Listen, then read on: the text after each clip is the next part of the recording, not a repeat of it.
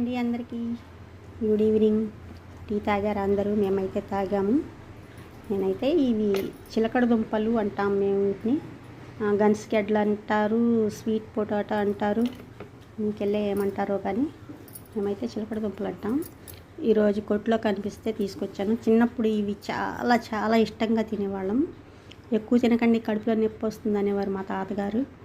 కానీ ఇవి చాలా ఇష్టంగా తినేవాళ్ళం. ఇది చాలా బలమైన ఆహారం, పిండి పదార్థం, చాలా బలమైన. ఎందుకంటే పిల్లలకి అంటారు ఎక్కువ తినకండి కడుపులో నొప్పి వస్తుంది అంటారు. 1-2 తినొచ్చు, ఏం కాదు.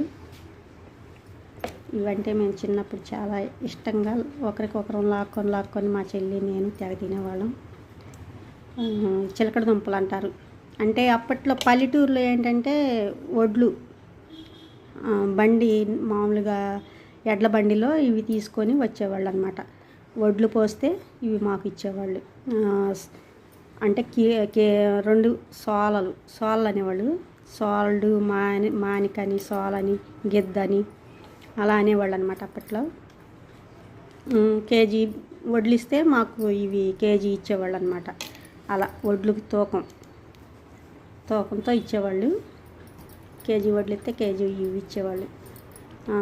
బండి వస్తే చాలు, చిలకడ దుంపల బండి వచ్చింది అని కేకేస్తే ఇక మేము గోల చేసేవాళ్ళం. మా అమ్మమ్మని గొడవ చేసేవాళ్ళం. బండి వచ్చింది, చిలకడ దుంపల బండి వచ్చింది, వడ్లు చాట్లో పోసుకొని రమ్మని ఒకటే గొడవ చేసేవాళ్ళం. మా గోల తట్టుకోలేక మా అమ్మమ్మ అయితే 1 కిలో 2 కిలోలు వడ్లు తీసుకొని చాట్లో బొచ్చులోనో దాంట్లో పోసుకొని వెళ్ళేవాళ్ళం. తీసుకుంటే మనం వడ్లు ఎన్ని ఇస్తే అన్నీ ఇస్తారనమాట. ఇవి కేజీ వడ్లు ఇస్తే కేజీ అట్టనమాట. తీసుకొని వచ్చి పొయ్యిలో, ఇప్పుడు అంటే గ్యాస్ పొయ్యిలు వచ్చినాయి, అప్పుడు గ్యాస్ పొయ్యిలు లేవు కదా, కట్టెల పొయ్యిలు కాబట్టి పొయ్యిలో వేస్తే చక్కగా కాలి మగ్గిపోయేది అనమాట బాగా నుప్పులు సెగకి. అయితే ఏంటంటే చాలా చాలా టేస్టీగా ఉండేది. నేనైతే ఇప్పుడు మనకి గ్యాస్ పొయ్యిలు కాబట్టి ఉడకపెట్టాను అనమాట.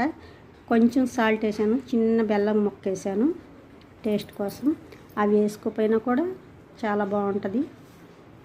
మీలో ఎంతమంది ఇవి తింటారు చెప్పండి, కామెంట్ చేయండి. చిన్నప్పుడైతే తెగ తినేవాళ్ళం, కానీ ఇప్పుడు అంతగా తినట్లేదు. ఎప్పుడన్నా కొట్లో కనిపిస్తే ఎప్పుడో ఒకసారి తెస్తూ ఉంటాను నేను. కానీ చాలా బలమైన ఆహారం ఈ చిలకడ దుంప అంటాం, గన్సిగడ్డ అంటాం, ఇంగ్లీష్లో స్వీట్ పొటాటో అంటారు.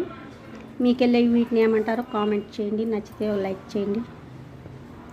ఇవైతే చాలా చాలా టేస్టీగా ఉంటాయి. చాలామందికి తెలుసు, చాలామంది తినే ఉంటారు.